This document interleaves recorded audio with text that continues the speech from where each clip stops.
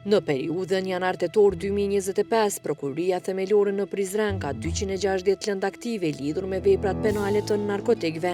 Nga këto raste nën hetime apo të akuzuar janë 333 persona, prej tyre për shitje të narkotikëve janë akuzuar 58 persona, ndërsa 10 të tjerë janë ende nën hetime.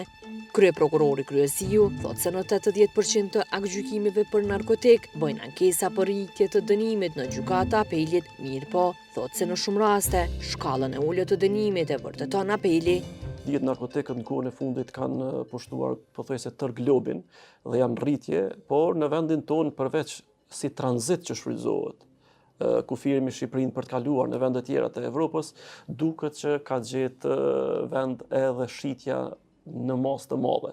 E në veçantë në kohën e fundit kemi bëjmë me rastet shumëta të narkotikëve që kanë bëjnë me kokainë si njëra prej 5 drogave më të rrezikshme. Ajo që vlen theksohet është fakti që kur jemi tek posedimi i narkotikëve, kemi llojshmëri të dënimeve. Nga gjykata në gjykatë, por edhe brenda vetë gjykatës. Ka gjykatës që për rrethana krejtësisht pothuajse të ngjashme, sepse identike vështirë që mund gjenden, por duke marrë parasysh peshën e veprës penale, modus operandin, të ardhurat financiare, të dhënat personale pothuajse të njëjta me sasi të njëjtë për shembull. Te posedimi kemi dënime që shkojnë nga 200 deri në 2000 euro. Dhe për fat keq, të dyja kalojnë në apel.